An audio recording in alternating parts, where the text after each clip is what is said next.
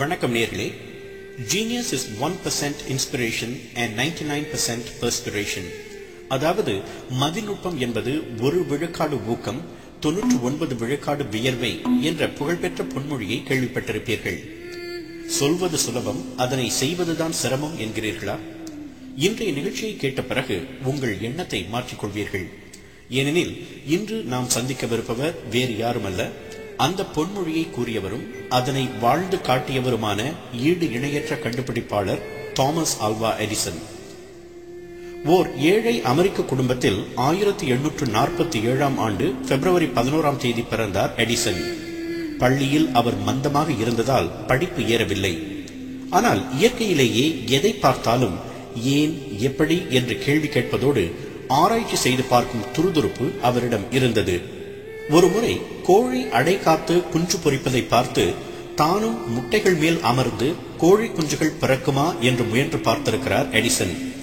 நமக்கு நகைப்பாக இருக்கலாம், ஆனால் பிஞ்சு வயதிலேயே கேள்வி கேட்கும் அவரது செயல்பாடுதான் பிற்காலத்தில் பல்வேறு கண்டுபிடிப்புகளை நிகழ்த்த அவருக்கு உதவியது.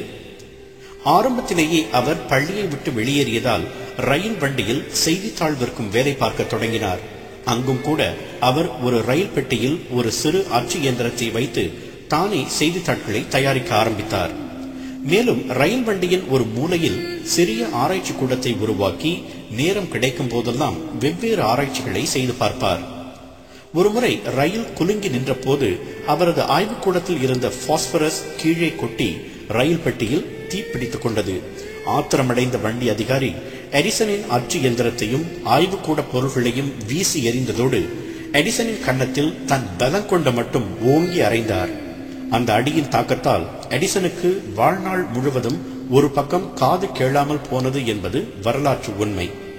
அந்த அதிகாரியால் எடிசனின் உடலில் மட்டும்தான் காயம் விளைவிக்க முடிந்ததை தவிர அவரது உள்ளத்தையும் வைராக்கியத்தையும் துளி கூட அசைக்க முடியவில்லை. அந்த விபத்து நிகழ்ந்த அதே ரயில் நிலையத்தில் ஒருமுறை ஒரு சிறுவன் தண்டவாளத்தில் விளையாடி கொண்டிருந்தான். அவனை நோக்கி ஒரு ரயில் பெட்டி விரைவதை கண்ட எடிசன் கையிலிருந்த செய்தித்தாட்களை எறிந்துவிட்டு ஓடிப்போய் தகுந்த நேரத்தில் அச்சிறுவனின் உயிரை காப்பாற்றினார். அந்த ரயில் நிலையத்தின் தலைமை அதிகாரியான அச்சிறுவனின் தந்தை மகிழ்ந்து போய் எடிசனுக்கு நன்றி கூறி அவருக்கு தந்தி அனுப்பும் முறையை கற்றுக் கொடுத்தார். அதனை விரைவாக கற்றுக்கொண்ட எடிசன் தந்தி அனுப்பும் வேலைக்கு மாறினார். அந்த வேலையில் சேர்ந்த பிறகுதான் அவர் ஒவ்வொரு கண்டுபிடிப்பாக நிகழ்த்த தொடங்கினார். உதாரணத்திற்கு, இரவு நேரங்களில் ரயில் அதிகாரிகள் ஒவ்வொரு மணி நேரமும் சமிக்கை அனுப்ப வேண்டிய அவசியம் இருந்தது. அதனை ஏன் தானியக்கமயமாக்க கூடாது என்று சிந்தித்த எடிசன் அந்த முறையை கண்டுபிடித்தார். ஒருமுறை சின்சினாட்டி ரயில் நிலையத்தில் இருந்தபோது அங்கு எலி தொல்லை அதிகமாக இருந்ததை பார்த்தார். உடனே எலிகளை செயல் இழக்கச் செய்யும் கருவியை கண்டுபிடித்தார். இப்படி பார்வையில் பட்ட பிரச்சனைகளுக்கு எல்லாம் அவர் தீர்வு காண தொடங்கினார். 1876 அவர் மென்லோ பார்க்கில் புகழ்பெற்ற தனது ஆராய்ச்சி கூடத்தை அமைத்தார். அந்த ஆராய்ச்சி கூடத்தில்தான் உலகம் போற்றும் பல கண்டுபிடிப்புகளை அவர் நிகழ்த்தினார். அலெக்சாண்டர் கிரஹாம் பெல் உருவாக்கிய தொலைபேசியை கார்பன் டிரான்ஸ்மிட்டர் என்ற பாகத்தை கண்டுபிடித்ததன் மூலம் எடிசன் தான் செம்மைப்படுத்தினார். அதன் பிறகு போனோகிராஃப் என்ற குரல் பதிவு இயந்திரத்தை கண்டுபிடித்து அறிவியல் உலகை வியப்பில் ஆழ்த்தினார் எடிசன். அவரது கண்டுபிடிப்புகளிலேயே போனோகிராஃப் தான் ஆக பிரசித்தி பெற்றதாக கருதப்படுகிறது. ஒலிக்கான சாதனத்தை உருவாக்கிய பிறகு அவரது கவனம் ஒளியின் பக்கம் திரும்பியது. மின் விளக்குகளை பற்றி ஆராயத் தொடங்கினார். ஒரே மின் அலையில் பல விளக்குகளை ஒளிரச் செய்ய முடியுமா என்று எடிசன் சிந்தித்தார். நிச்சயம் முடியாது என்று அடித்து கூறினர் சமகால விஞ்ஞானிகள். ஆனால் முடியாது என்ற சொல்லையே தனது அகராதியிலிருந்து அகற்றியிருந்த எடிசனுக்கு அது தீர்க்கக்கூடிய ஒரு சவாலாகவே பட்டது. அவரும் அவரது 50 உதவியாளர்களும் பணியில் இறங்கினர்.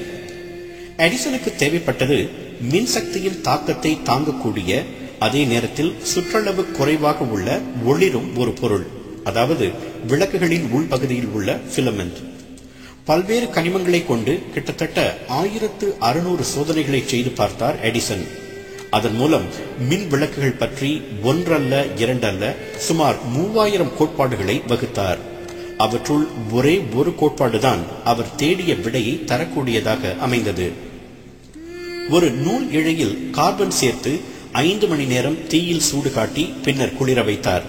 அந்த கார்பன் இழையை காற்று அடைக்கப்பட்ட ஒரு கண்ணாடிக்குள் வைத்து அதனுள் மின்சாரம் பாய்ச்சி பார்ப்பதுதான் நோக்கம்.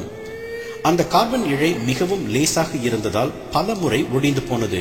ஆனால் ஒடியவில்லை எடிசனின் தன்னம்பிக்கை.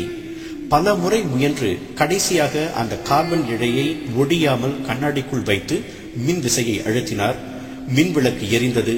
சமகால விஞ்ஞானிகளின் கூற்று சரிந்தது. எடிசனின் அதீத திறமை உலகுக்கு புரிந்தது. நமக்கு மின் ஒளி கிடைத்த அந்த வரலாற்று சிறப்புமிக்க நாள் 1879 ஆண்டு அக்டோபர் 21 அதன் பிறகு டைனமோ, பல்வேறு அளக்கும் கருவிகள், சினிமா கேமராவின் முன்னோடியான கினெட்டோகிராஃப், எக்ஸ்ரே படங்களை பார்க்க உதவும் புளோரோஸ்கோப் என அவரது கண்டுபிடிப்புகள் தொய்வின்றி தொடர்ந்தன. 1931 ஆண்டு அக்டோபர் 18 86வது வயதில் அவரது உயிர் பிரிந்தது. அதுவரை ஆராய்ச்சியும் கண்டுபிடிப்புமே அவரது உயிர் மூச்சாக இருந்தன. தம் வாழ்நாளில் அவர் நிகழ்த்திய கண்டுபிடிப்புகளின் மொத்த எண்ணிக்கை என்ன தெரியுமா? 1300. சரித்திரத்தில் வேறு எந்த கண்டுபிடிப்பாளரும் கிட்டக்கூட நெருங்க முடியாத எண்ணிக்கை அது. அதனால்தான் அவரை கண்டுபிடிப்புகளின் தந்தை என்று தனது ஏடுகளில் பதித்துக் கொண்டிருக்கிறது வரலாறு. எண்ணிலடங்கா கண்டுபிடிப்புகளை செய்த தாமஸ் ஆல்வா எடிசனின் தாரக மந்திரம் என்ன தெரியுமா? அதனை அவரே ஒருமுறை கூறினார் இவ்வாறு: வாழ்க்கையை அழிக்கக்கூடிய எந்த கண்டுபிடிப்பையும் நான் செய்ய மாட்டேன். ஏனெனில் மக்களை மகிழ்விக்க வேண்டும் என்பதே எனது நோக்கம். அந்த நல்ல நோக்கத்தின் அளவிட முடியாத பலன்களை நாம் இன்று அனுபவித்துக் கொண்டிருக்கிறோம். நீங்கள் அந்த மின் விசையை அழுத்தும் போது உங்களை சுற்றியுள்ள இருளை போக்குவதும் ஒளியை தருவதும் அன்று எடிசன் சிந்திய வியர்வைதான். எடிசன் செய்து காட்டியது போல 1 விழுக்காடு ஊக்கத்தை முதலீடு செய்து 99 விழுக்காடு வியர்வையை சிந்த நீங்கள் தயாராக இருந்தால் உங்களுக்கும் அந்த வானம் வசப்படும்.